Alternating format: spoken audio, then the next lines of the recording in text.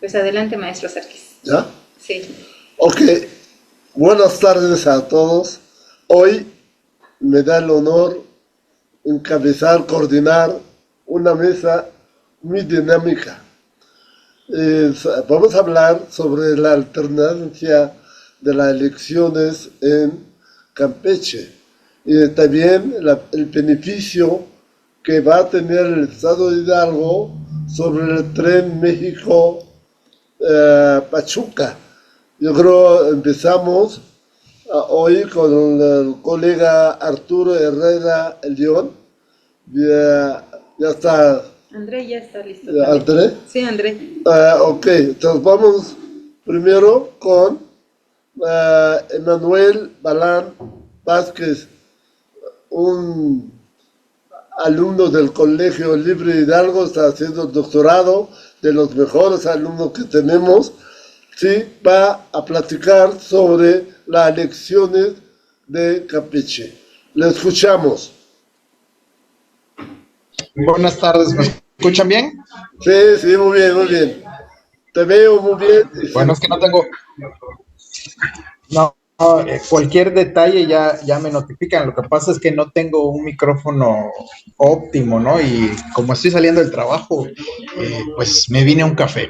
Bien, les voy a platicar parte de este proyecto de investigación que como parte de la titulación de la especialización en comunicación y campañas políticas que realicé en la Universidad Nacional Autónoma de México, pues fue para que yo pudiera titularme, ¿no? De hecho, todavía estoy en vías del proceso de titulación, está en revisión por parte de las personas que van a tomarme la protesta de ley y las que van a tener esta oportunidad de cuestionarme respecto al proyecto para saber si me dan o no este título de especialización, ¿no?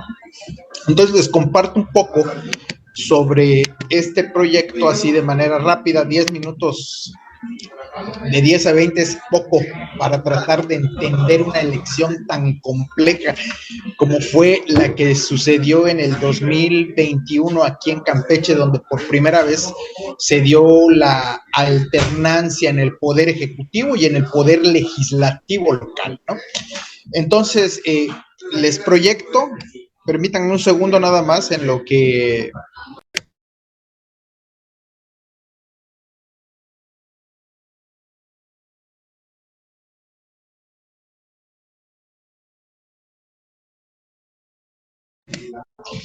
El proyecto de tesina, porque pues es una tesina, no es una tesis como tal, en la especialización de la UNAM me pidieron una tesina, sin embargo, el mínimo fue de 60 páginas, yo realicé unas 160, me pasé un poco de lo debido, pero era necesario que se dé cuenta de todo lo que aconteció en esta alternancia en el poder ejecutivo y que a partir de estos hallazgos, de los conocimientos que se registraron en los diversos formas de hacer investigación, pues nos permita también comprender por qué actualmente está sucediendo en Campeche algunos movimientos que también tienen trascendencia a nivel nacional. Para nadie es nuevo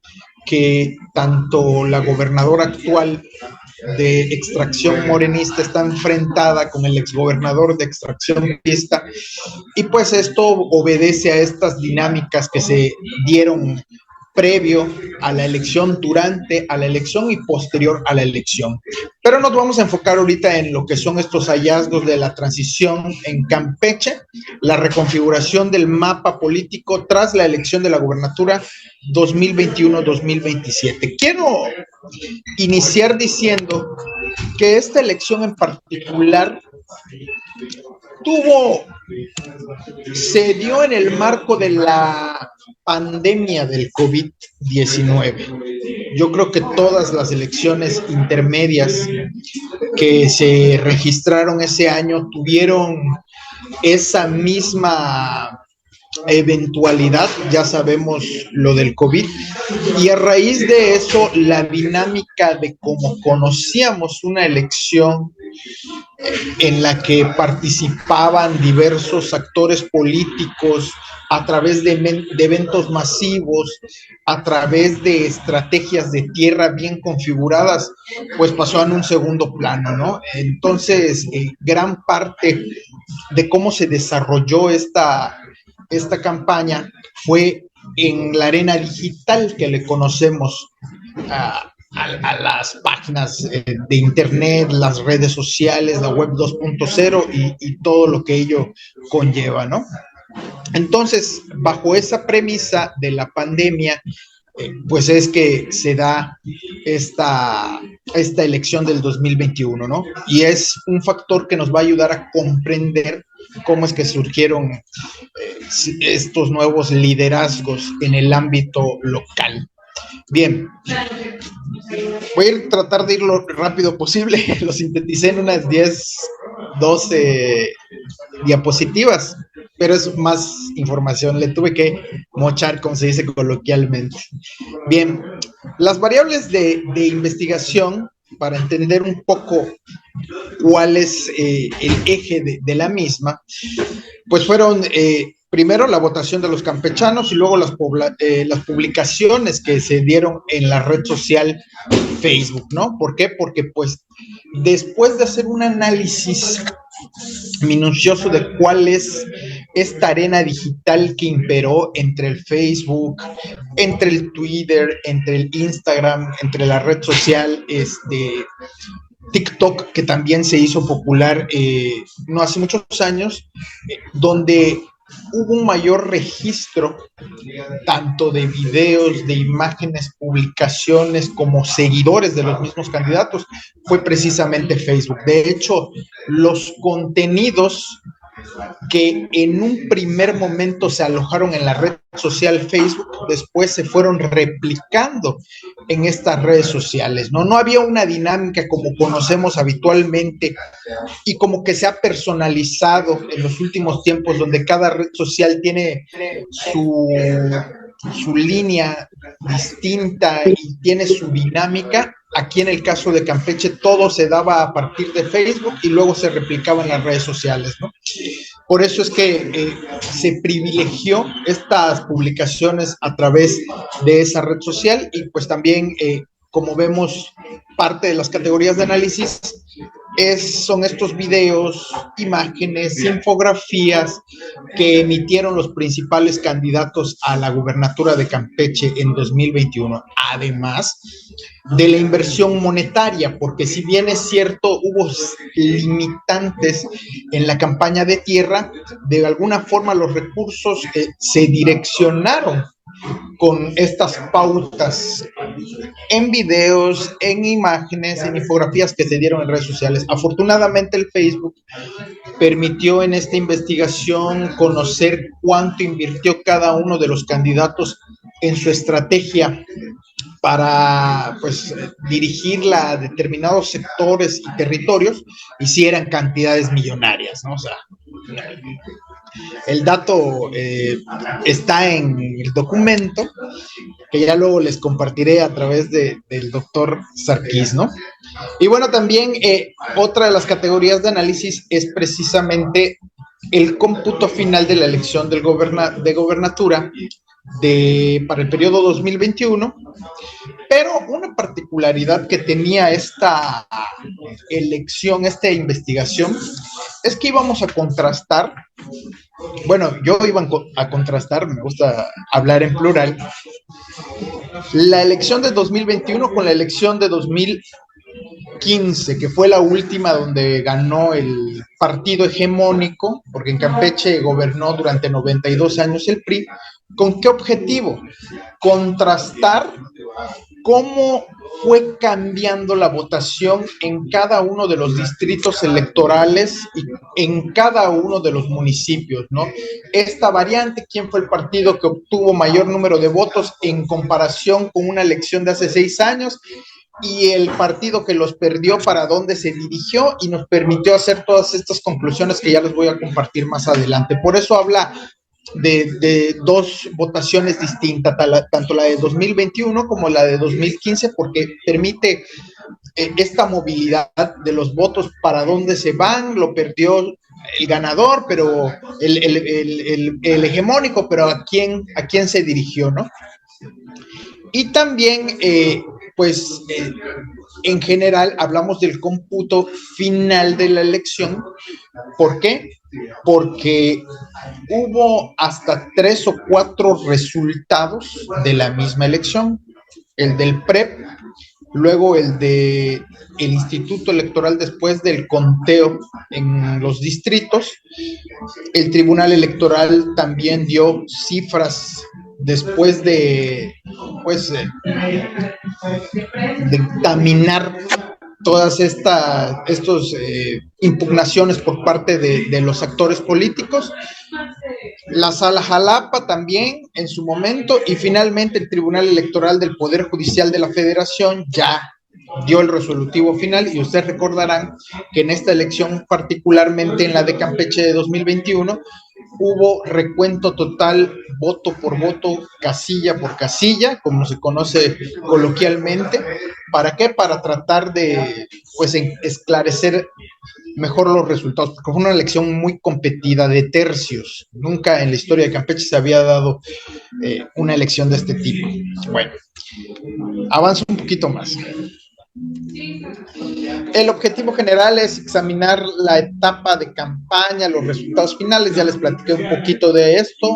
Identificar territorios, distritos, municipios, tanto las estrategias de comunicación como también cómo se fueron dirigiendo los votos en cada uno de los distritos para partidos políticos y para candidatos. Los objetivos específicos los voy a omitir, les voy a compartir estas diapositivas. En la estrategia metodológica, pues fue una investigación de carácter mixto, cualitativo, cuantitativo. Obviamente analicé números en la parte cuantitativa, que es todos estos resultados que se dieron respecto a la elección, y en lo cualitativo, evidentemente, todo lo que tiene que ver con los contenidos que se publicaron en las redes sociales, ¿no? Principalmente Facebook. También se implementó un método descriptivo documental, porque me tenía que remitir al pasado, ¿no? A todos estos documentos que permitan comprender cómo se fueron integrando las candidaturas, cómo se fueron integrando los distintos partidos, las políticas de alianzas y todo lo demás, ¿no? Obviamente lo que compete a sus plataformas político-electorales. Y el método histórico también me permitió conocer un poco sobre la alternancia, que sí, porque hay que destacar, aquí estamos hablando de la alternancia en el Poder Ejecutivo local, pero eso no significa que haya sido la primera alternancia en Campeche, ¿no? Hubo una alternancia en el 97 por primera vez, pero esta fue en ayuntamientos y diputaciones locales. O sea, y estábamos hablando de un distrito de los 21 distritos uninominales que conforman el estado, ¿no? Y estamos hablando también de una junta municipal entre las 20 y tanto que hay, que es algo mínimo, si lo tomamos desde esa perspectiva. Por eso era necesario saber cómo fueron estos primeros acercamientos de determinados sectores de la población en municipios específicos hacia la alternancia. Bueno, ahora sí, ya le voy a hablar de los hallazgos. Bueno, primero de ellos, que fue un factor, si bien relevante, no determinante, pero sí tiene su importancia, ¿no? El descontento ciudadano hacia la clase gobernante. Les repito, en Campeche, el PRI estuvo por 92 años, es uno de los pocos estados en los que no se había dado una alternancia hasta entonces, y por eso es que el electorado campechano optó en el 2021 por otras propuestas que no sean el partido hegemónico. El PRI, después de la elección de 2021, quedó en tercer lugar Como saben, Morena es quien obtuvo el triunfo y el partido Movimiento Ciudadano se consolidó como la segunda fuerza política de ser un partido en el que nadie apostaba y estaba entre la sexta y la séptima fuerza política, ¿no? O sea, imagínense cuál es el crecimiento del partido Movimiento Ciudadano, cuál fue en el 2021, ¿no? Entonces, estas propuestas políticas de la oposición estuvieron enmarcadas dentro del descontento, la oposición al régimen, y los ciudadanos activaron el voto de castigo y el voto estratégico. Si nosotros, les comentaba que fue una elección de tercios, si nosotros tomamos en cuenta cuántos votos fueron para la oposición, nos daremos cuenta que 2/3 partes ya querían un cambio que no beneficiara al partido hegemónico como tal, ¿no? Muy bien. Otro de los hallazgos, no se podría entender la alternancia, que fue una de las más competidas en la historia política reciente de Campeche, sin tomar estos aspectos, ¿no? Las disputas y el reacomodo de liderazgos al interior de los partidos políticos. Esto es relevante porque en 2021 el PAN, PRI, PRD, ustedes recordarán esa alianza, va por México, también se replicó aquí, va por Campeche.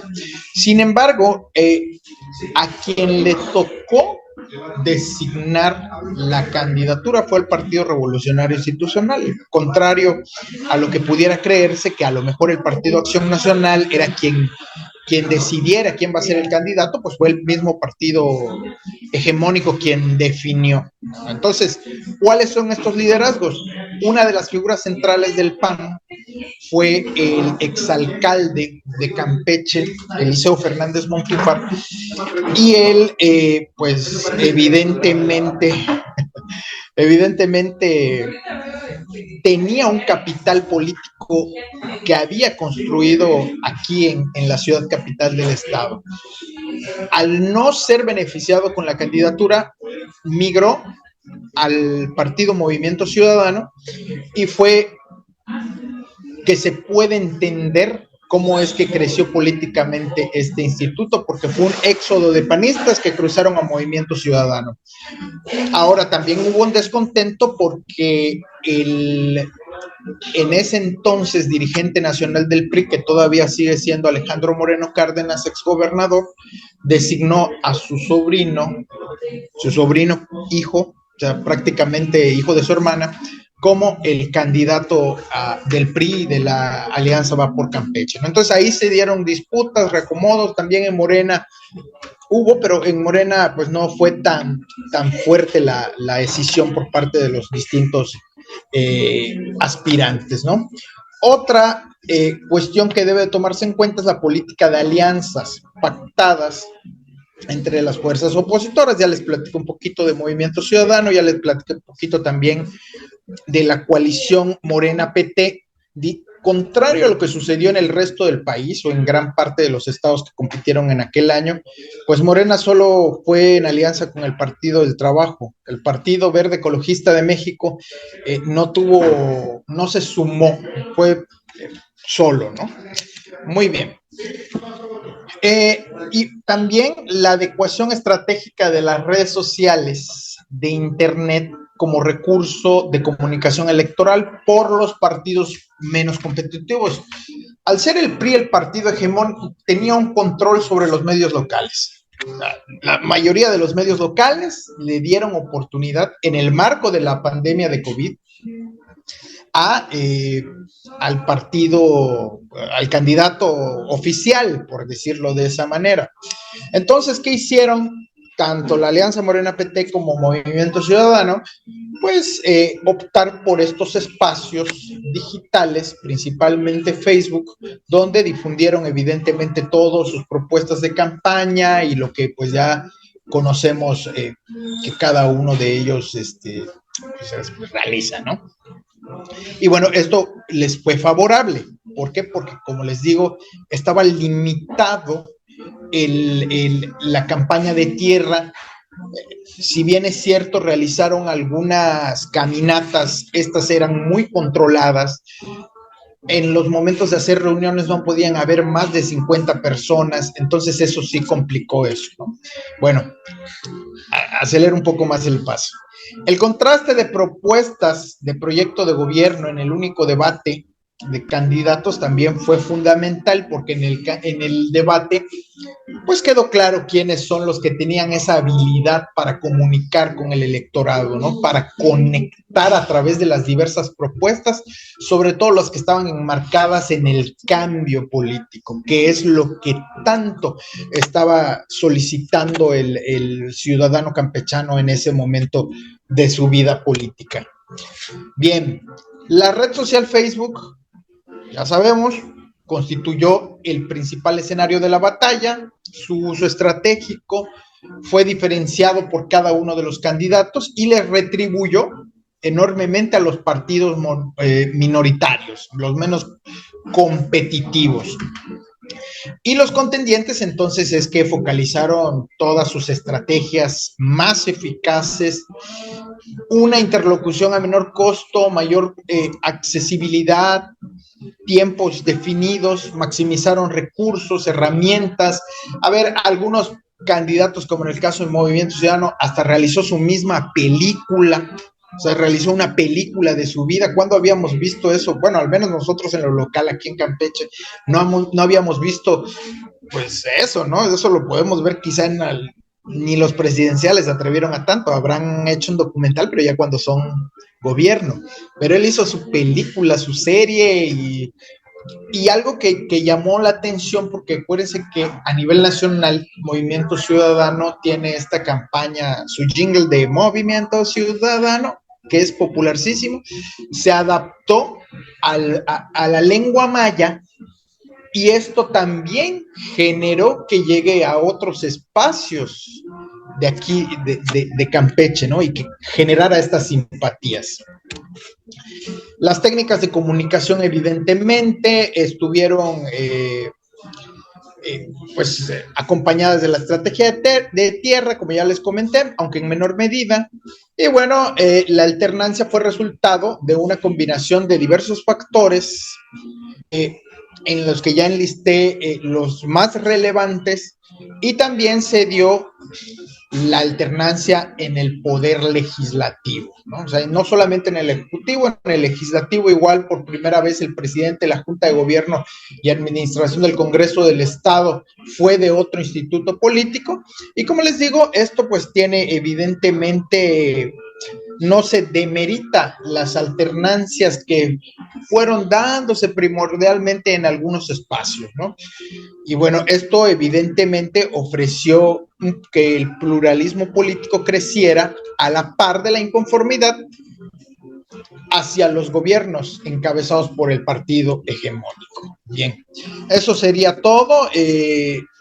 Pues habrían más detalles que decir sobre la elección de Campeche. Sin embargo, por la cuestión del tiempo, pues solamente quería compartirle esos principales hallazgos, y no sé, es primera vez que participo en una mesa, no sé si hay preguntas y respuestas.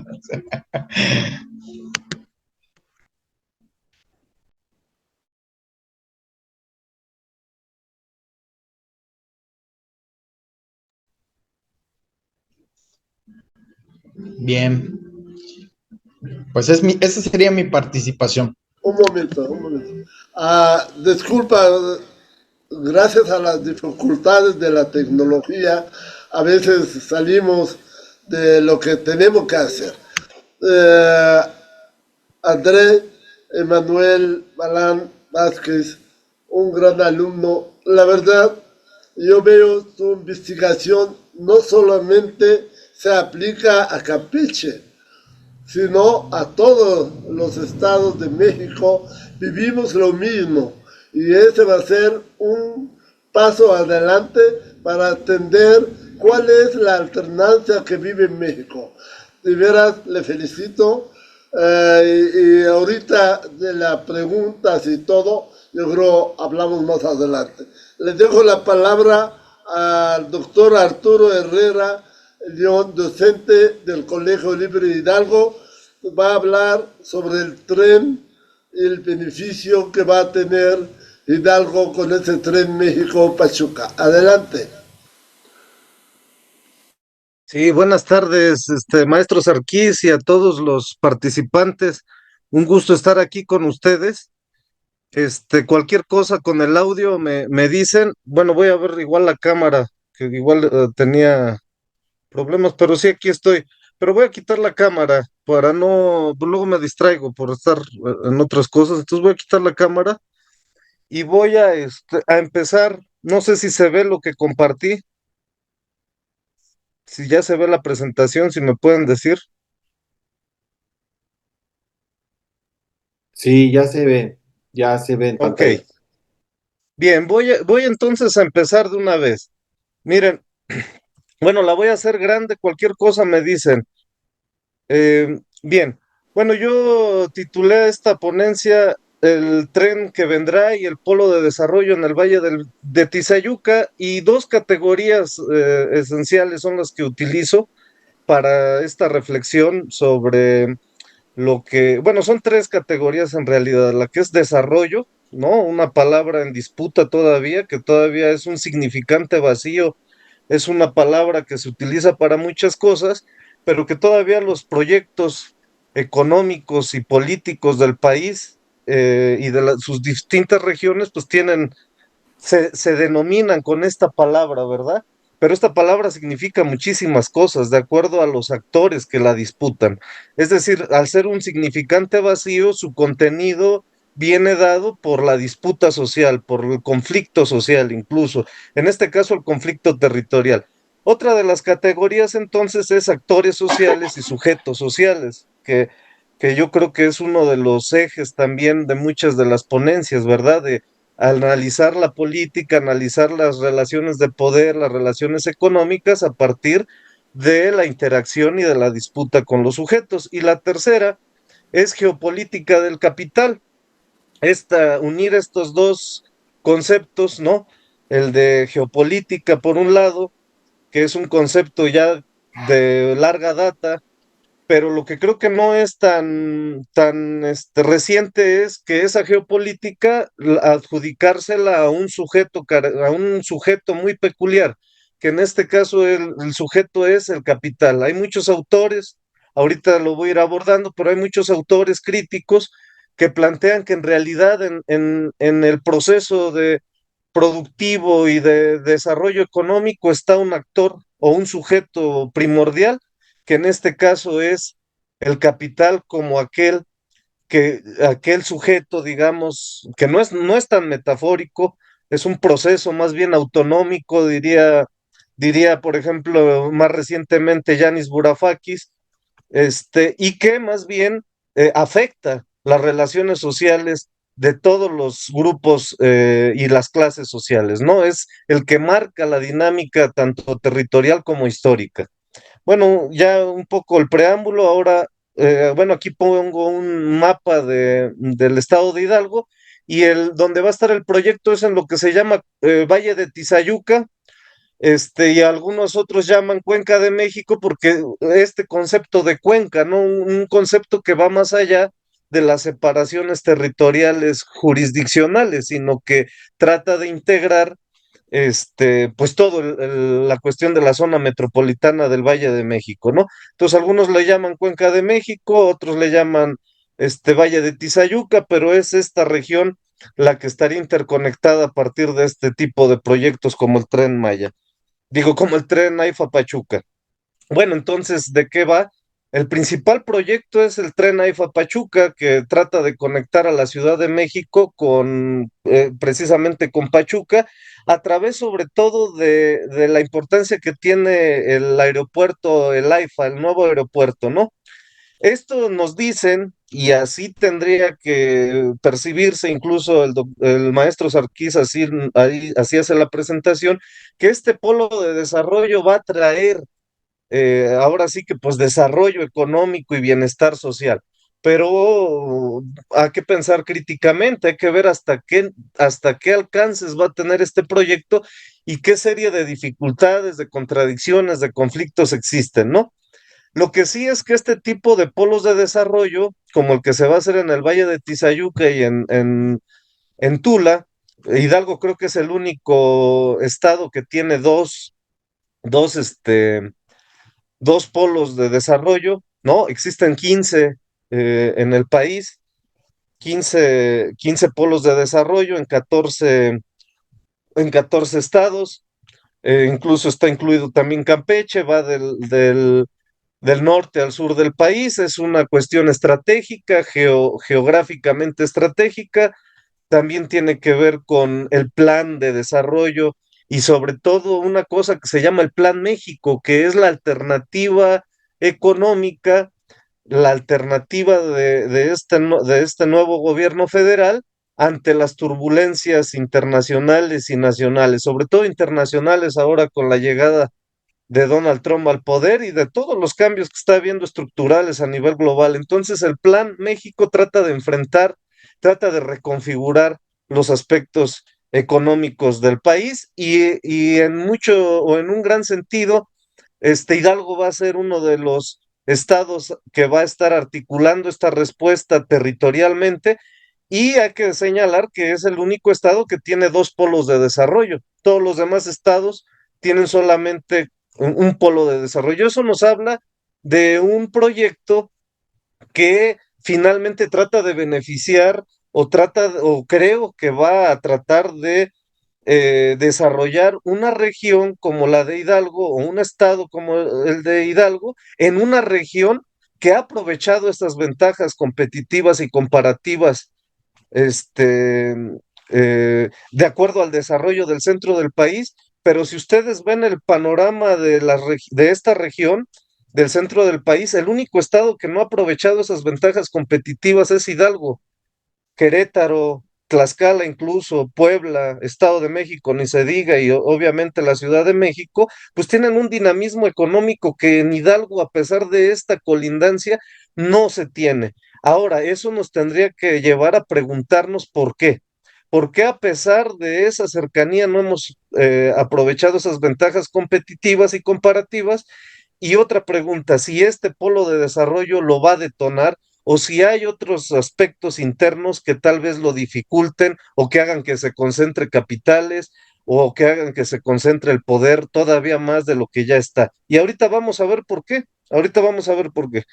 ¿Por qué este cuestionamiento, no? Al menos. Pero primero las características técnicas del tren, que es el principal proyecto, pero no es el único. La longitud es de casi 60 kilómetros, ¿no? La vía es electrificada, la velocidad que se espera de este tren es de 120 kilómetros por hora y más o menos una capacidad de 800 pasajeros, pero también recordar que también se va a hacer de carga, ¿no? Lo que pasa es que el proyecto del tren está vinculado a lo que podríamos llamar un megaproyecto, es decir, donde están integrados otro tipo de proyectos y otro tipo de desarrollos industriales y empresariales, ¿no? Bueno, las estaciones principales pues van a ser precisamente Jaltocán, Tizayuca, Temascalapa y Pachuca, ¿no? Bueno, infraestructura complementaria, dos viaductos, cuatro subestaciones eléctricas y casi 60 kilómetros igual de corte y terraplén. Esto en cuestiones técnicas, un poco para dimensionar el proyecto principal, pero insisto, no es el único, incluso podría decir ni el más importante o igualmente importante como los otros. Bueno, ya el impacto regional ya lo decía, ¿no? Es parte de los polos de desarrollo. Eh, También nos dice que Hidalgo cuenta con varios polos destacados históricamente, sobre todo el de Sagún, el Valle de Tizayuca y el de Tula, ¿no? Bueno, ya también les decía, facilita la integración logística con el aeropuerto AIFA y esto también tiene que ver pues con el trasiego de mercancías, con la circulación de mercancías y se busca que atraiga inversiones nacionales y extranjeras como todo una serie o un marco de un megaproyecto más amplio, ¿no? Por ejemplo, recientemente han llegado empresas que ahorita voy a mencionar. Pero bueno, este tipo de megaproyectos busca, o lo que se busca es que se creen 260,000 empleos, tanto directos como indirectos, reducir los tiempos de traslado entre la Ciudad de México y Pachuca, y nos dicen también un desarrollo urbano sostenible, bien planeado, bien planificado, es lo que nos plantean, ¿verdad? En su proyecto. Bueno, el proyecto AIFA inició en marzo, vino aquí la presidenta Claudia Sheinbaum, aquí a mi pueblo, a Telles Hidalgo, a inaugurarlo. Se nos dice que llevan un 4% del tramo AIFA Pachuca, aunque yo diría que estas estimaciones, este, pues van a pasos agigantados, van muy rápido. Aquí todo el día escuchamos y vemos y sentimos la dinámica, cómo ha cambiado en el pueblo. Antes no pasaba ni un carro, hoy no se puede ni pasar. Y esa es la vivencia que estamos teniendo los habitantes. Luego, la ejecución por parte de la Sedena, ¿verdad? Esto es interesante, aparte de la Secretaría de Comunicaciones y Transporte y el INA, por algunos vestigios que existen arqueológicos y por las antiguas estaciones del tren que tienen un valor histórico y cultural. Entonces hay que tratar de respetar el patrimonio tanto biocultural de esta región, ¿verdad? Eso es a grandes rasgos lo que tiene el, el tren AIFA Pachuca en sus cuestiones más técnicas, más, más de datos, ¿verdad? De en qué está conformado. Ahora yo quisiera añadir que aparte de estas 980 hectáreas que están en Zapotlán destinadas a vivienda, educación, a centros comerciales, este, a una nueva central de abastos para descentralizar la antigua, pero esta central de abastos es privada, con otras características. Está llegando Mercado Libre, Amazon, hay un proyecto Plata que es conectar y distribuir las mercancías del centro del país hacia el occidente y oriente, ¿verdad? Hacia el Golfo y el Pacífico. Cuando en 2005 Carlos Slim construyó, bueno, Grupo Carso construyó la carretera del Arco Norte, lo hizo con miras a crear un gran corredor industrial que conectara al Golfo con el Pacífico y principalmente que evitara que se conectara con el Distrito Federal y con la zona metropolitana de la Ciudad de México, pero que evitara pasar por los tramos más congestionados. Entonces, es una cuestión de logística para acelerar los procesos de circulación y de producción también de mercancías, ¿no? Y de toda esta cuestión de infraestructura y de procesos y de operatividad de estos proyectos. Entonces, en realidad son 11,000 hectáreas las que están contempladas como un gran megaproyecto, pero aquí hay un problema. Esas 11,000 hectáreas fueron compradas por el gobierno del estado cuando se prometió que se iba a venir aquí el aeropuerto, que finalmente ni se construyó en Texcoco y se acabó construyendo en, este, en lo que hoy es en Santa Lucía, en lo que hoy es el tren AIFA, bueno, el tren AIFA, digo, el aeropuerto AIFA, ¿verdad? Y que hoy nos tiene con este tren. Pero la promesa fue desde los gobiernos de Osorio Chong, Murillo Karam, incluso, que fue el que compró las tierras.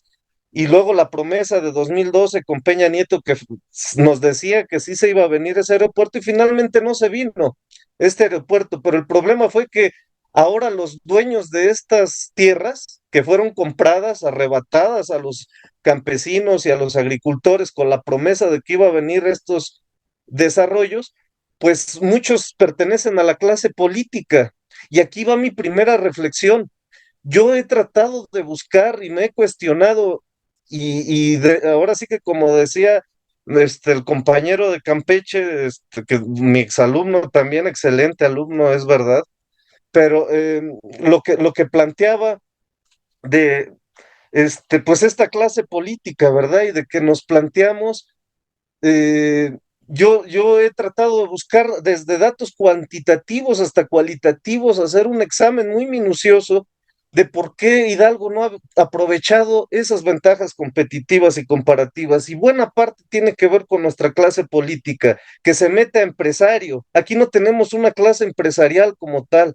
La han desmantelado la poca que teníamos. ni clase empresarial grande, mucho menos, digo, ni pequeña ni mediana, muy poco fortalecida. Tomemos en cuenta que el 98.8% de las empresas en México, y en Hidalgo no es la excepción, son pymes, pequeñas y medianas empresas, y solo el 0.2% son grandes corporativos como los que realizan estos megaproyectos. Y sin embargo, no se ha fortalecido a lo largo del tiempo, en los últimos años, a las pymes en Hidalgo, ni se ha fortalecido una clase empresarial como en otras regiones, como voy a poner un ejemplo que parecería exagerado, pero son nuestros vecinos, que es Querétaro. Querétaro en los últimos 30, 40 años conformó toda una red empresarial y toda una dinámica empresarial que tiene que ver con escuelas, que tiene que ver con la misma política, que tiene que ver con cambiar la cultura, y en Hidalgo no ha pasado eso. En Hidalgo tenemos que los empresarios son políticos, o más bien, que los políticos son empresarios, que los políticos se meten a la política y que al salir de la política o estando en la misma política se convierten en empresarios. Es el caso de Murillo Karam, es el caso de Osorio Chong, es el caso de Omar Fayad Meneses, es el caso de toda esta caterva de exgobernadores, para ponerlos más sonados, pero por ejemplo la zona plateada, pues la mayoría de inversores, sí hay inversores privados, pero la mayoría son políticos, ¿no? Entonces aquí tenemos un problema, porque si estas tierras pertenecen a esos políticos y este tipo de desarrollos se están desarrollando en un contexto de esta magnitud y de esta manera, pues seguramente se va a haber concentración de los beneficios, ¿verdad? Porque hay concentración de las tierras y hay concentración de los proyectos y hay concentración de las dinámicas económicas aquí en Hidalgo. Entonces, esa sería yo la primera reflexión crítica que haría ante este proyecto. Otra, esta cuestión de los actores sociales y los sujetos sociales. No hay sujeto social. Hay malestar, mucho malestar. Aquí ha habido movilizaciones en mi pueblo, cerraron hace poco la carretera porque no hay agua, un camión de estos que están trasegando la arena, aquí hay minas de arena, entonces por eso les digo que es de día y de noche, no paran, pero tiraron un poste y eso movilizó a la gente para que se organizara, pero en realidad está muy desarticulado el sujeto social, o sea, no hay un sujeto social que le haga frente a este tipo de proyectos. Y eso tiene que ver con algo problemático con la cuarta transformación. Yo soy adepto de la cuarta transformación, pero no soy ciego, y menos cuando se trata de ser científico. Si yo estuviera en una reunión con mis cuates o con algunos integrantes de este movimiento, pues a lo mejor me engaño, ¿verdad? Pero cuando se trata de analizar, pues sería muy, aparte de deshonesto, sería muy poco interesante y muy poco, aportaría muy poco que yo no fuera crítico ante este modelo, ¿verdad? Y este modelo tiene esta característica de que tanto López Obrador como Claudia Sheinbaum diluyeron al sujeto social, porque ahora con estas cuestiones de los apoyos sociales que han beneficiado mucho y que podemos discutir ampliamente y que yo creo que en estas mesas se va a discutir largo y tendido, ¿no? Han beneficiado, pero por otro lado han mermado esta capacidad organizativa y estas capacidades para formar un sujeto social con un horizonte de mediano y largo plazo. Están fragmentadas las comunidades y por lo tanto hay mucho más facilidad, hay menos capacidad de negociación, porque no estamos diciendo que un sujeto social tan fragmentado como está ahorita, pues vaya a poder parar el tren o darle otro rumbo. Pues evidentemente no, ya esto ya viene con una planeación de hace mínimo 20 años, pero lo que sí creo que pueden hacer es, vamos a ponerlo en términos económicos, políticos y sociológicos, negociar mejor su tasa de explotación. Si uno está organizado, y eso es históricamente la economía ya lo ha este, ya lo ha estipulado de esta manera. Entre mayor organización, mayor capacidad de negociar tu tasa de explotación, ¿no? Y si no, te van a pasar por encima y no van a respetar ninguno de tus derechos. Entonces, creo que también eso es importante señalar, que hay una baja capacidad de articulación para proyectarse y para dar una alternativa ante esta situación. Entonces, pues corremos el riesgo, ¿verdad?, que ante este panorama, pues los beneficios no se dan por sí, porque hay actores ahí disputando esos beneficios. Y si el sujeto subalterno, ¿verdad? No el sujeto hegemónico. El sujeto hegemónico está muy bien articulado entre clase política y clase empresarial, y por lo tanto, y por otro lado, el sujeto social está desarticulado, pues eso hay una tendencia ahí al menos de que pueda hacer que este proyecto no tenga los beneficios o la distribución del ingreso como tal, porque aquí, y con esto cierro, el desarrollo no es una cuestión técnica o tecnocrática nada más, sino que el desarrollo es precisamente el reflejo, la manifestación de la disputa política entre los diferentes actores sociales que en este caso están configurando un territorio. Entonces creo que son importantes retos, ¿verdad?, los que enfrenta este tipo de megaproyectos, que se busque que beneficien. Hay mucho malestar, pero también mucha esperanza de que ahora sí Doctor, ah, pues haya justicia distributiva, ¿verdad? Que ahora sí haya mayores oportunidades de trabajo, pero les digo, aquí no estamos con las esperanzas, sino aquí estamos con la mente fría, el corazón ardiente y sobre todo con una capacidad crítica de analizar este tipo de proyectos que van a definir el rumbo de de nuestro estado y en este caso muy particular, por eso se los comparto, de mi comunidad, de donde vivo, de lo que vivo día a día, de cómo día a día enfrentamos este problema y nos damos cuenta, nuestros vecinos, nuestros familiares y yo, que a lo mejor la promesa pues se nos está diluyendo y quién sabe si vaya a llegar como se nos está prometiendo. Eso sería todo y les agradezco mucho por su atención. gracias, doctor. Mira, yo le veo en su ponencia una potente información. La verdad, el 90% de nuestra gente en Hidalgo están con la esperanza ver qué pasará a corto plazo. Con sus tres ejes importantes, el desarrollo económico y el geopolítico, nos abre bien la visión a dónde va a ir ese proyecto tan importante para el estado de Hidalgo. La verdad te felicito como mi amigo que eres. Este tipo de investigación aún no tenemos nada en el estado de Hidalgo.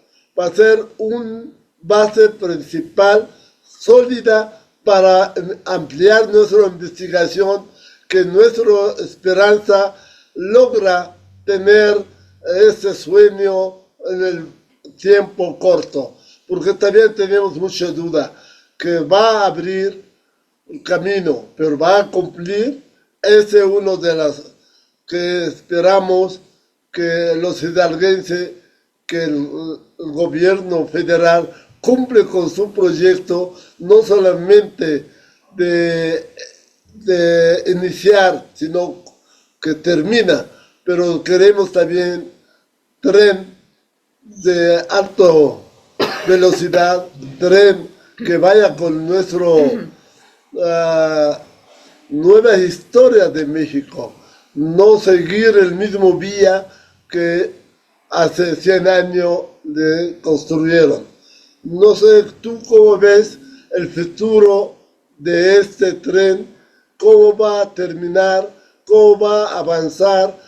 ¿Que este va a cumplir con nuestra esperanza como hidalguense? Bien. Sí, maestro. Bueno, yo les digo, tengo esa esperanza, pero aquí en esto que les estoy compartiendo, traté de ser, aunque moderado, traté de ser lo más crítico posible y poner los puntos sobre las íes. Entonces, eh, qué va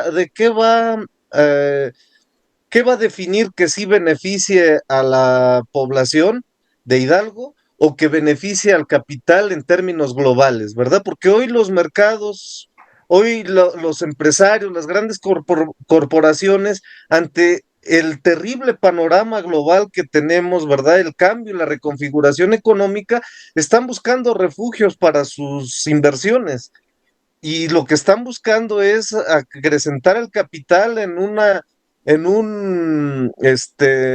entorno de mucha incertidumbre. Entonces, ¿cómo poder negociar, cómo poder vincular, digamos, esto que es también legítimo, ¿verdad? De la clase empresarial mexicana, que por cierto está muy monopolizada, y eso tendríamos que hablarlo más a detalle y también abordarlo, porque es una problemática que no nos permite avanzar como país, eso ya de entrada, ¿no?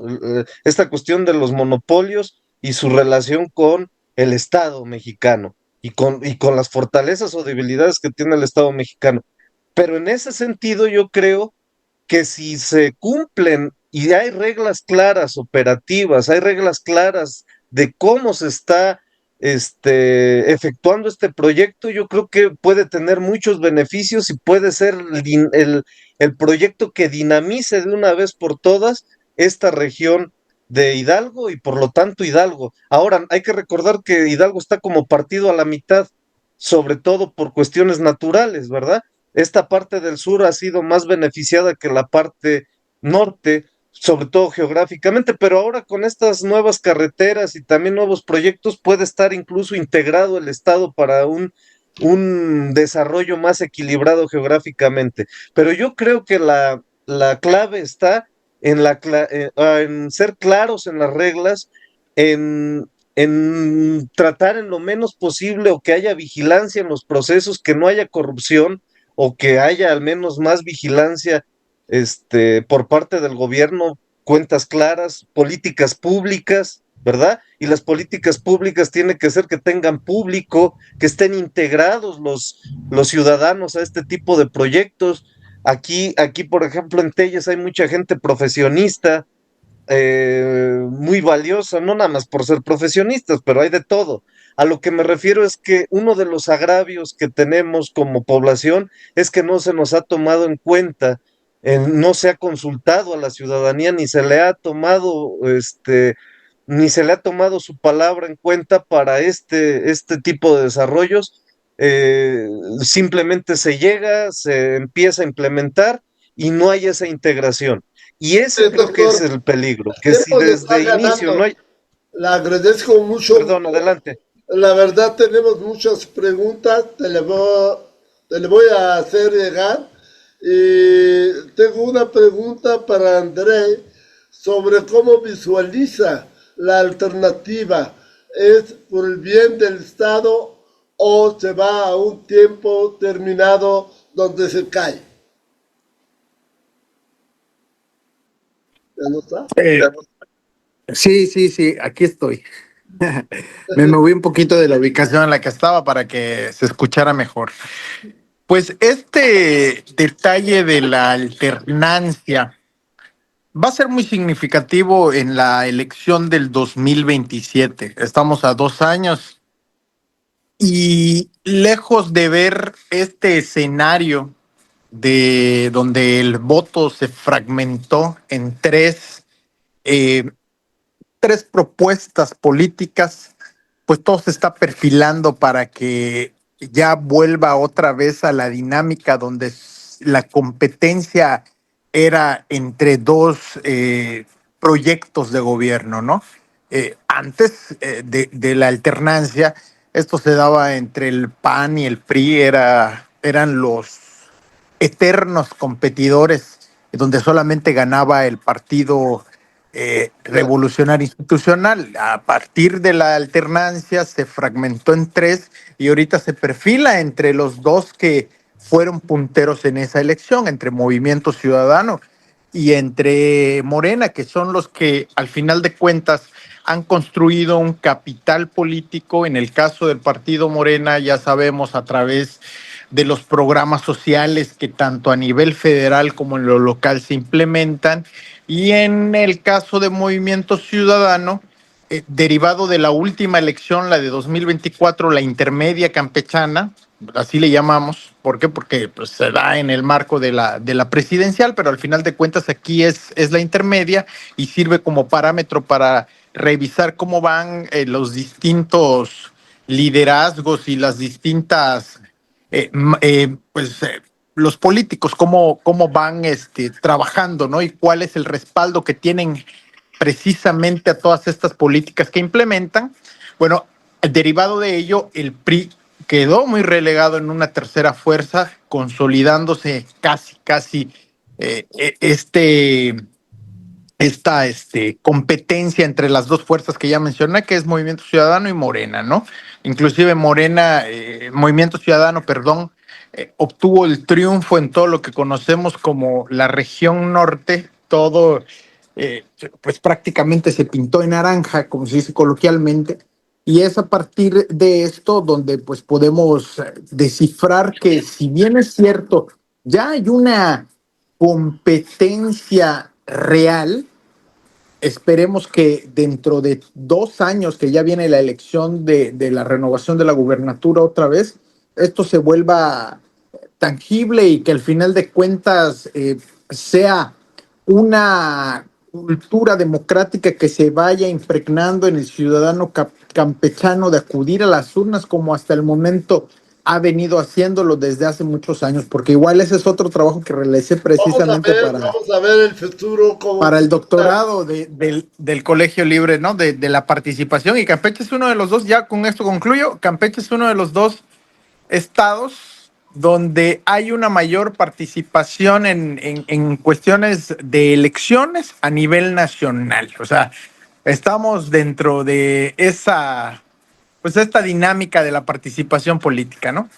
Desde luego, vamos a tener presencia del Colegio Libre Hidalgo en el futuro de Campestre. No lo dudo y cuento con muchos amigos como tú que van a hacer el cambio, van a llegar a cumplir con su alternancia del poder político, del generar un desarrollo, crecimiento del Estado. El tiempo nos está comiendo, la verdad.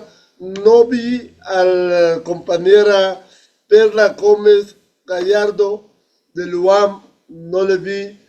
A lo mejor también la tecnología a veces falla. Me va a disculpar porque ya terminó el tiempo, no lo puede dar la palabra, pero que se comunica con nosotros para darle ese espacio. Muchas gracias a todos, gracias a André, gracias Arturo. La verdad fue dos ponencias importantes para México. Muchas gracias. Maestro, perdón, faltamos dos ponentes. En el programa estamos programados dos ponentes más. Pues Cristian adelante, Cervantes. Buenas tardes. Sí, buenas tardes, yo también estoy programado. Cristian, pues adelante si nos tomamos el dato, por favor, discúlpenos. Alejandro. También el doctor Alejandro y su servidor. Bueno, pues aquí estamos, los escuchamos. Alejandro, ¿qué tema tienes? Así no lo tengo. Sí, yo no lo anoté, discúlpenme. Desafíos complejos y oportunidades para la reconfiguración de las políticas públicas. Pues adelante, te escuchamos, Alejandro. Sí, yo no lo anoté. Perdón, perdón. Error de logística, discúlpenos. Sí, no hay problema. Bueno, voy a ser muy breve. Les voy a compartir pantalla para poder hacer la presentación. Ok, 15 minutos, por favor. Sí. Damos el tiempo, ¿no? Sí. Muy bien. Pues mi tema es un poco más teórico. No tiene un referente empírico como los dos casos anteriores, pero bueno, también habla o aborda pues temas relevantes en el campo de las políticas públicas.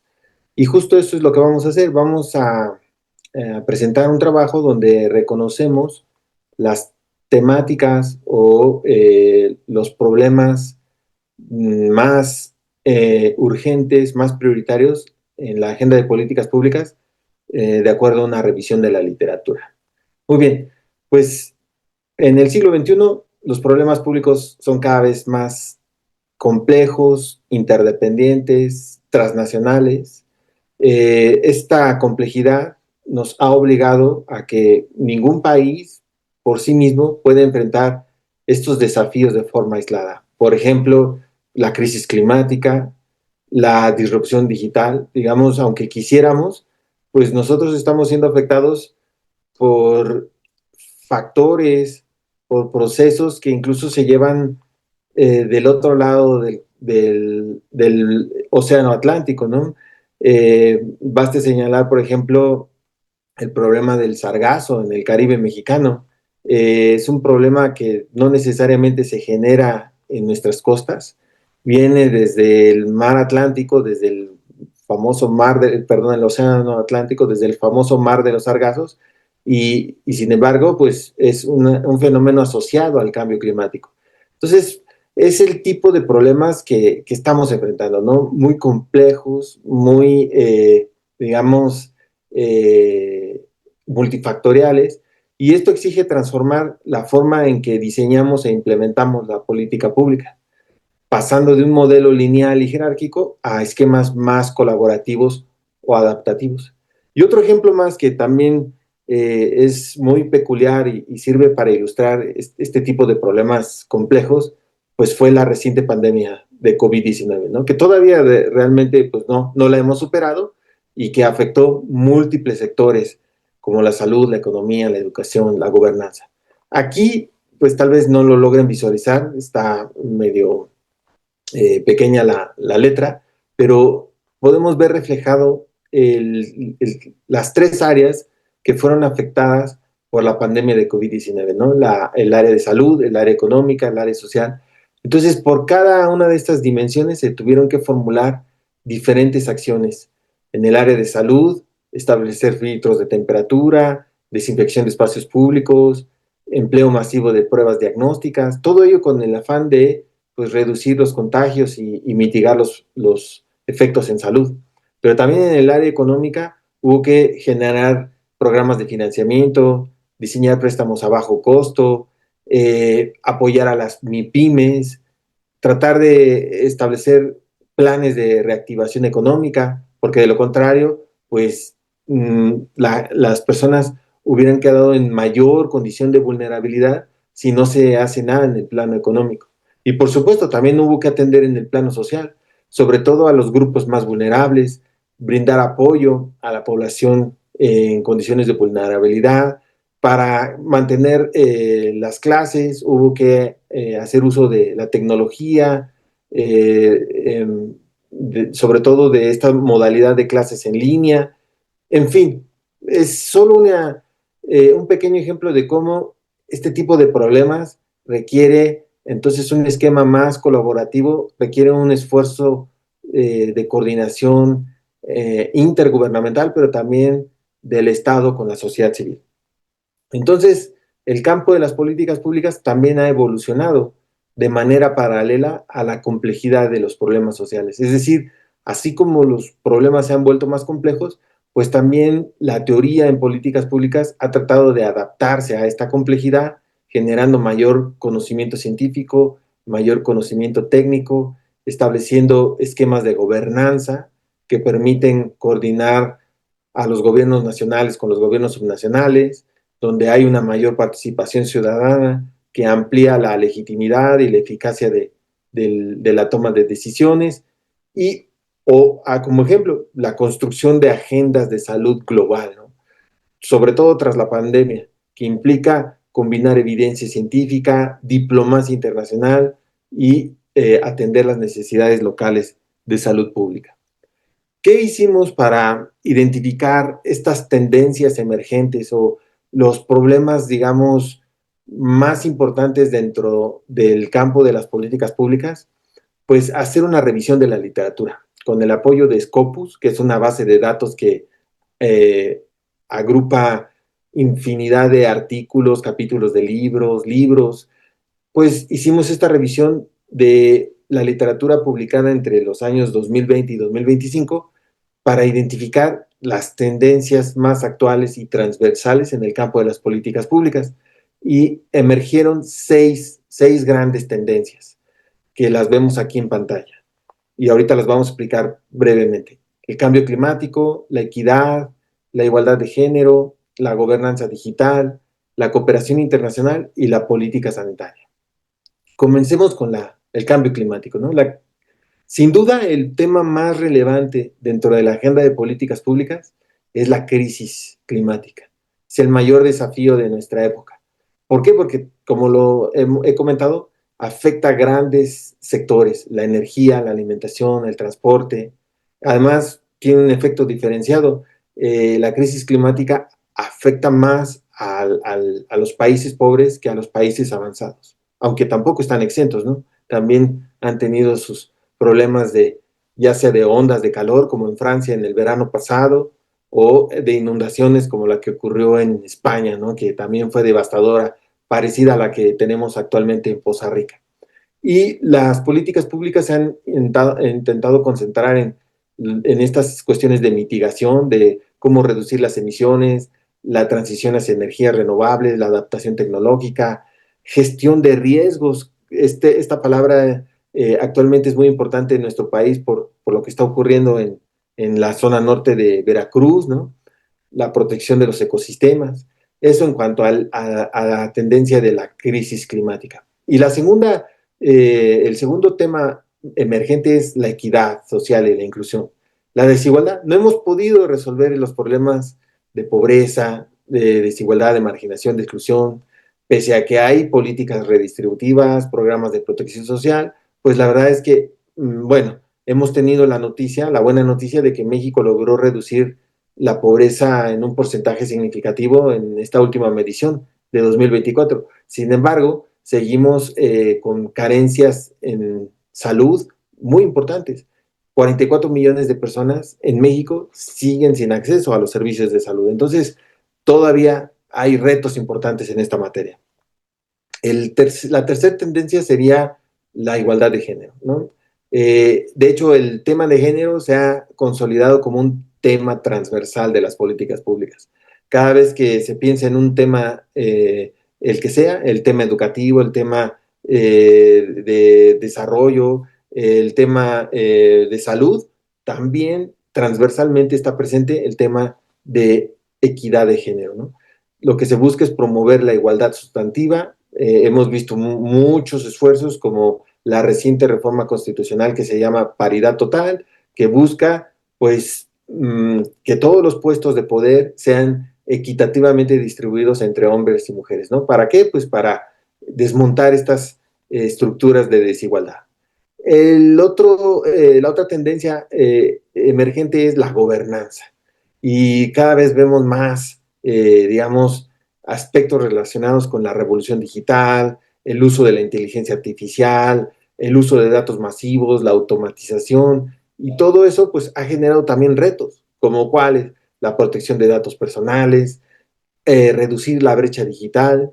Seguimos siendo un país donde las telecomunicaciones están ausentes en el sureste mexicano, ¿no? Hay un grave problema de acceso a las telecomunicaciones en esa región, habría que atenderlo, y sobre todo también la cuestión de la seguridad cibernética con tantos intentos de hackeo y de vulneración de los sistemas informáticos. Por último, las dos tendencias emergentes que fueron identificadas en esta revisión de la literatura es la cooperación internacional. ¿Por qué? Pues porque, como ya lo mencionamos, muchos de los problemas complejos que enfrenta la humanidad pues ya rebasan las fronteras nacionales. O sea, si no cooperan los países, pues simplemente no es posible resolverlos. Un caso particular, por ejemplo, es el narcotráfico. Es necesaria la cooperación entre México y Estados Unidos para atender ese problema. La migración, lo mismo. Y se va a hacer cada vez más necesaria esa cooperación porque los factores que motivan la migración van a aumentar. Se viene muy clara la migración por cuestiones de cambio climático. O sea, cuando se agraven las sequías o las inundaciones, la gente va a migrar hacia donde haya mejores condiciones de desarrollo. Y por último, la política sanitaria, ¿no? La pandemia sin duda vino a colocar este tema en la agenda de las políticas públicas. La salud dejó de ser un asunto sectorial y ya también es un eje transversal, tanto de las políticas económicas como de las políticas sociales, ¿no? Entonces, se han estado fortaleciendo las redes de vigilancia epidemiológica. ¿Por qué? Porque hay que dar una respuesta coordinada a este tipo de eventos que son catastróficos. Entonces, estos 6 son los temas emergentes que se han identificado con esta revisión de la literatura y pese a que cada tendencia, cada tema tiene características propias, también presentan rasgos comunes, como cuáles. Las 6 tendencias presentan este rasgo de interdependencia, ¿no? Todos de alguna u otra manera se relacionan con otros factores, ¿no? Ninguno de ellos se presenta de manera aislada. Son transversales, atravesan varios sectores de política pública. El ejemplo que vimos en la pantalla fue el de la salud, el de la pandemia. O sea, la pandemia afectó en el sector salud, en el sector educativo, en el sector empresarial, en el sector económico, en fin. La globalidad. Son problemas que, como ya lo mencionábamos y lo reiteramos, afectan a varios países, a varias regiones, requieren coordinación multinacional. Y estos rasgos comunes también implican dilemas de implementación, ¿no? Porque cómo poner de acuerdo, cómo armonizar las agendas globales, cómo coordinarse sin perder eficacia, ese es el verdadero reto. Entonces, vamos a enfatizar en alguno de esos retos de implementación. Las capacidades institucionales desiguales. No todos los gobiernos tienen los mismos recursos técnicos, humanos o financieros. Obviamente los países del norte están mejor dotados que los países del sur y eso pues hay que tenerlo en consideración como un reto de implementación. La otra es las brechas de gobernanza. Países con un carácter más democrático pues tienen estructuras administrativas más flexibles, más adaptables. En cambio, pues en los países menos avanzados las estructuras son rígidas, son burocráticas, lo cual limita la innovación. Desigualdades territoriales, no solo a nivel global, sino también a nivel nacional. Ya mencionamos el caso de México, no es lo mismo el norte del país que el sur del país. Habría que tomar en cuenta estas diferencias contextuales.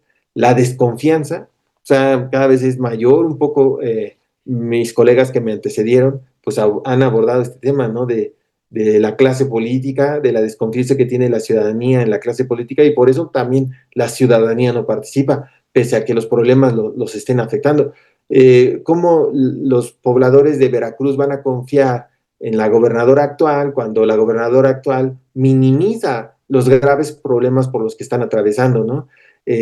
Mencionó que este problema de la inundación pues había sido un ligero desborde del río Cazones, cuando pues realmente fue devastador, ¿no? Entonces, eso pues es un elemento muy importante a la hora de querer implementar acciones que reduzcan estos efectos negativos de los problemas públicos. Y por último, la coordinación. Ya lo hemos mencionado mucho, hay que mejorar esta armonización entre niveles de gobierno, pero también con los actores no estatales. Ya, con esto culmino. Como conclusiones, pues los problemas contemporáneos demandan nuevas formas de coordinación, nuevas formas de gobernanza.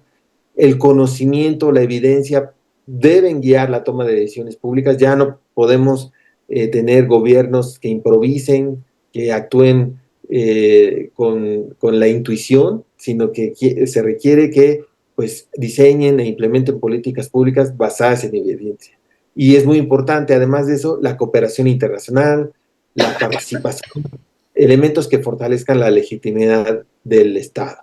Muy bien, Alejandro, la verdad, muchas gracias por tu ponencia.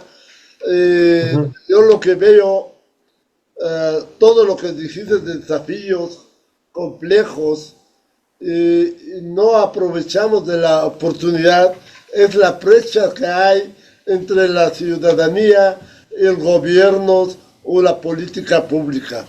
Yo creo la perspectiva tuya es camino para que abrir a la ciudadanía que tengan la obligación, no solamente el deber, la obligación participar para lograr reconfiguración real a nuestro sistema político.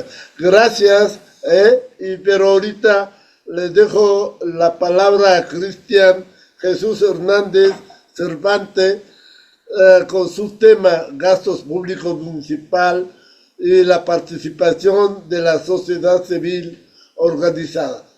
Gracias y mil disculpas, la verdad no tenía conocimientos, pero ya vamos haciendo lo que se debe hacer, que participen y con sus palabras, con su trabajo, nos orientan, nos hace pensar en un debate corto y para lograr mejorar la situación en nuestro país.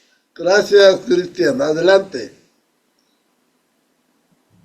¿No está? Sí, ya compartió.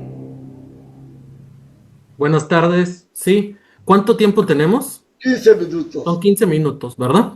Sí. Ok, sí, porque mi ponencia está programada a las 3:50, entonces, ¿no? Cristian, fue un En ese error. sentido. Discúlpanos.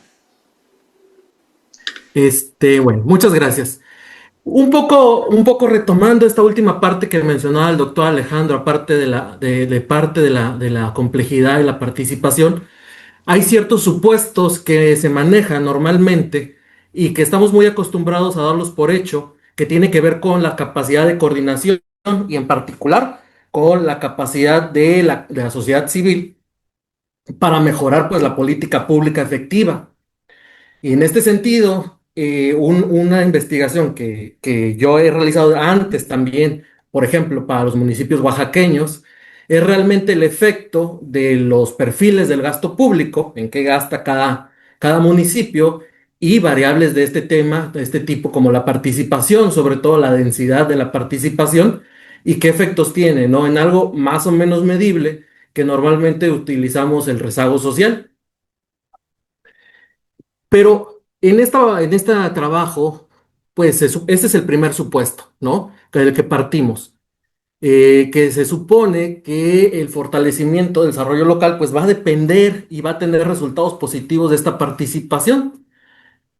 Es un supuesto en el que creemos, en el que se cree, y que sin embargo, pues hay que poner a prueba, ¿no?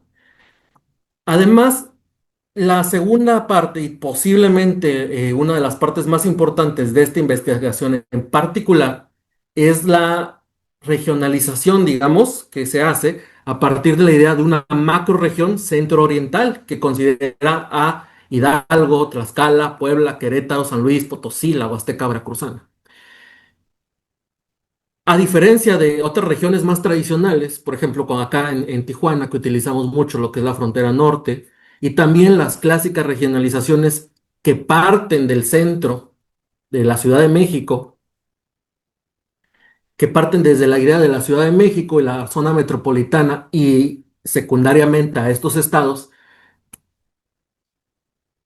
creemos que hay dinámicas que pueden, o de hecho, como en este dibujo vamos a poner, que de hecho pueden partir de lo que se ve en las dinámicas que salen del centro metropolitano, pero que se vuelven propias de estos estados. Es decir, que se comparten dinámicas, se comparten flujos, se comparte inversión, se comparte sobre todo actividades funcionales entre esos estados y que no dependen ya después directamente del mantenimiento de estas otras de estas primeras dinámicas que vienen del centro.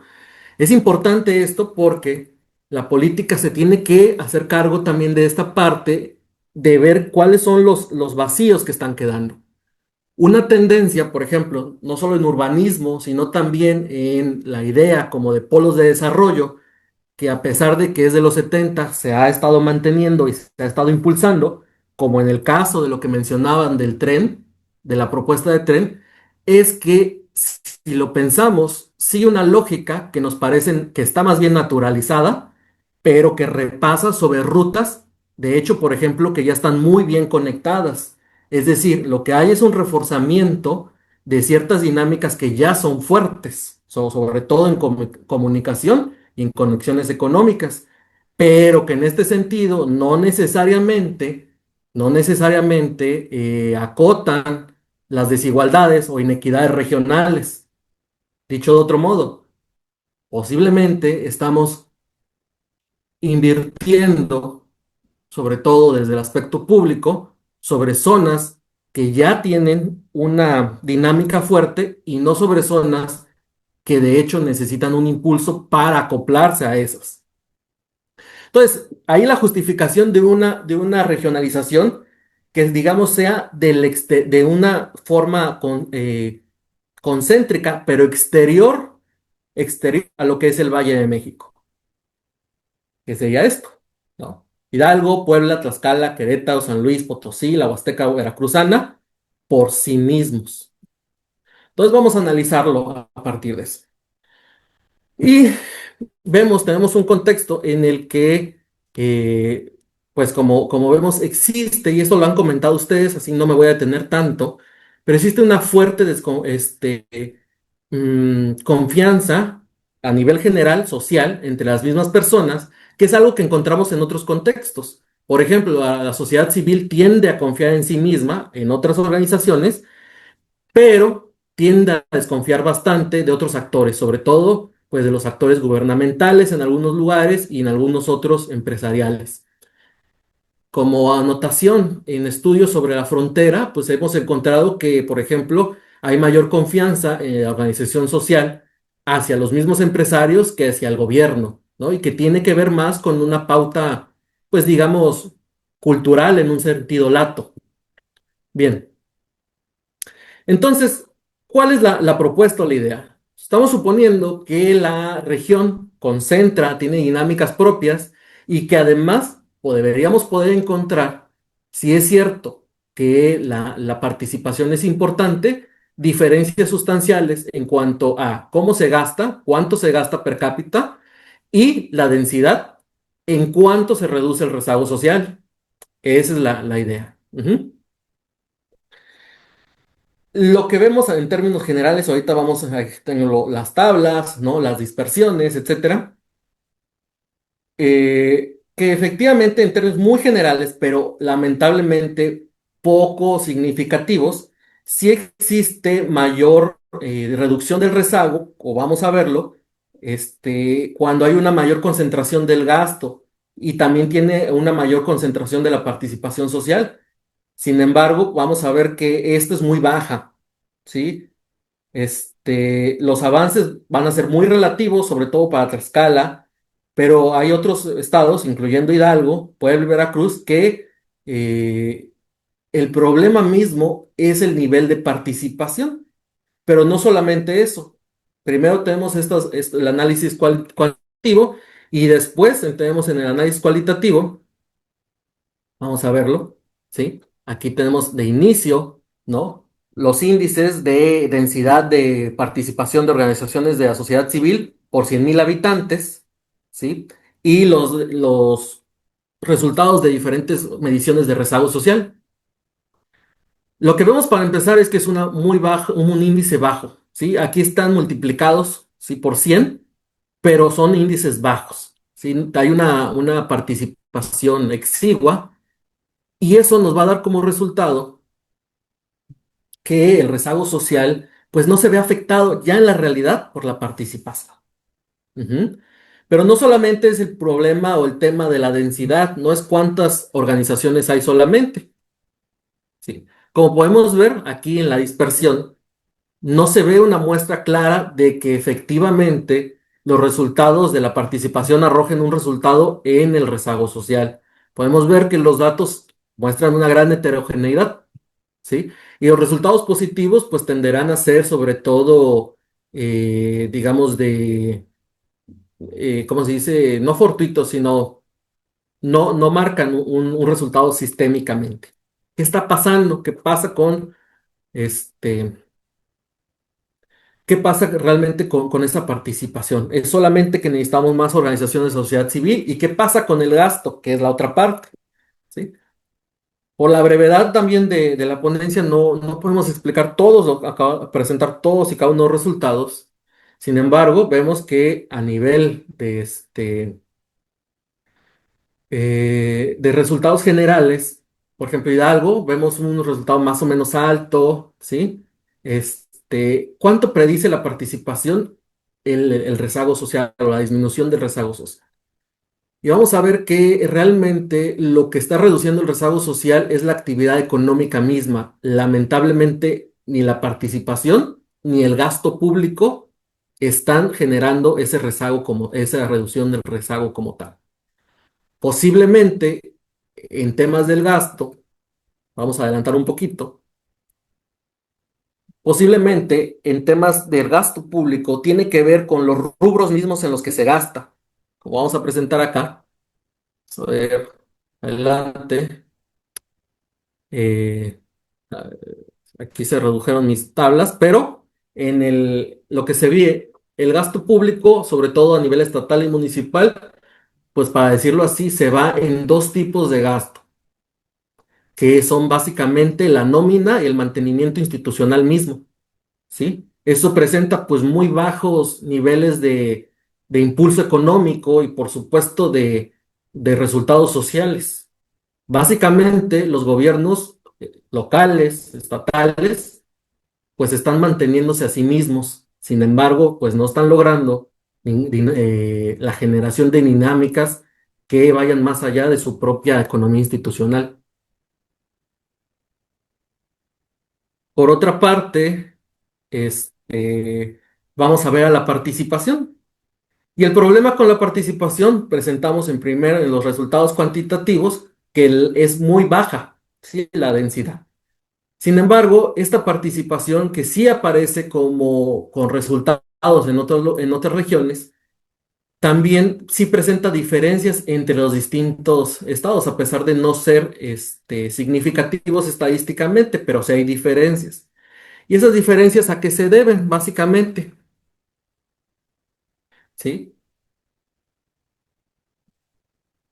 Se deben, por ejemplo, a que tenemos una tendencia en organizaciones de la sociedad civil en que de inicio no tienden a ser independientes, digamos, sobre todo del ámbito ya sea empresarial o del ámbito gubernamental, sino que sí hay, lamentablemente, ha visto en los análisis cualitativos, en resultados de otras investigaciones, etcétera, que tienden a ser de carácter rentista, es decir, a mantener ciertas dinámicas en las que su actividad principal es la búsqueda de recursos para el mantenimiento de funciones básicas. Esto también parece sobre todo haberse consolidado a partir de los últimos años, en los que hay una reducción de las organizaciones de la sociedad civil, pero que esta reducción de hecho, favoreció a aquellas que mantienen estos lazos o estas conductas. De otra forma, la reducción, por ejemplo, posiblemente que sea una de las causas de la reducción de recursos hacia la sociedad civil, lo que ha derivado no es en una mejoría o en una mayor capacidad de recaudación con otros medios, sino en la supervivencia de aquellas que ya contaban con lazos de financiamiento, puede ser del exterior o muy cercanos ya a las propias formas, a los propios gobiernos locales. Estudiamos también las mismas dinámicas entre estos estados y sí se ve que encontramos relaciones diferenciadas y propias, por ejemplo, entre nuevos centros regionales de desarrollo que no van directamente a la Ciudad de México o al Valle de México. Y creo que es un potencial que se está desaprovechando. Sin embargo, finalmente, el aprovechamiento o la capacidad de participación social, si bien podría tener efectos, también en los estudios cualitativos se observa que o son rentistas o la otra, la gran cantidad de organizaciones que hacen una gran labor encuentran desconfianza y fuertes trabas para participar en las decisiones del gasto público, ¿sí? No se encontraron ejercicios significativos, duraderos, claros, en los últimos años tampoco, en los que toma datos esta investigación, en los que, por ejemplo, haya presupuestos participativos reales. Lo más cercano a ello no son programas municipales ni estatales, sino lo más cercano a ello fue la política de La Escuela es Nuestra, que tiene sus resultados pues muy limitados en cuanto a que es muy específica con el tipo de recursos que utiliza y en qué se utiliza. Eh, la participación, ¿cómo se puede mejorar? ¿Qué parece? Pues con mayores ejercicios de transparencia. ¿En dónde puede participar? ¿En qué proyectos? ¿En qué programas? ¿Y de qué forma los gobiernos municipales y estatales están permitiendo participar a la sociedad civil y a quiénes? Eso es sumamente importante porque si no, lo que encontramos pues es una suerte de simulación en la que se da una participación ya, digamos, sesgada a ciertas organizaciones que ya son favorables a las políticas de los municipios y de los estados. La región muestra un potencial de tener mayores enlaces económicos, mayor comercio, pero sí requiere una revisión también del gasto local. En términos generales, ¿no? Y ya en la versión más extensa se presentan todos los detalles, tanto las dispersiones, las tablas, los resultados de las regresiones y también de la revisión cualitativa. Y pues eso sería de momento todo y muchas gracias por el tiempo y el espacio. Gracias, gracias, Cristian. La verdad, llevaste bien tu investigación y yo le veo, tenemos dos caminos para lograr que cumplimos con lo que tú ves, el complejo municipalismo. ¿Por qué? Porque si no le damos independencia, no le damos autonomía real al municipio, jamás podemos aplicar la gobernanza. La gobernanza necesita que se mete totalmente en el municipio. Antes de hablar de regiones, centro, oriente o norte o lo que sea, primero liberar al municipio. Si no liberamos al municipio, no hay una participación real a la gobernanza, ni a la participación ciudadana que ellos que pueden lograr lo que tú deseas hacer de tus resultados de tu proyecto. Le felicito, la verdad me encantó y me disculpo porque no tenía yo el nombre de ustedes, pero me encanta, estamos al orden y le felicito a todos porque tenemos el mismo idea, el mismo crítica para el bien de nuestro país. Muchas gracias, aquí termino y le felicito a todos que me acompañaron en esta mesa, pero tenemos tiempo para seguir en el debate para mejorar el desarrollo y hacer de México que crece. Sin estas ideas, México no va a crecer por medio de los partidos políticos fallidos. Necesitamos gente como ustedes que luchan, que investigan, que trabajan para el futuro de México. Muchas gracias. Bueno, pues muchas gracias a todos los que nos han seguido a lo largo de este día, nuestro primer día de actividades del cuarto Congreso de Ciencia Política y Economía. Fue una jornada muy larga. Recuerden que el día de mañana, todos los que nos están viendo también a través de las redes, iniciamos nuestras actividades a partir de las 10 de la mañana. Quien desee asistir a la UAM Unidad Coajimalpa, los estaremos esperando por allá. Nuestra conferencia magistral la impartirá el doctor Víctor Carrión Rodríguez con el tema Cambio tecnológico y futuro del trabajo en México, una mirada desde una economía emergente. Muchas gracias a todos, los vemos el día de mañana.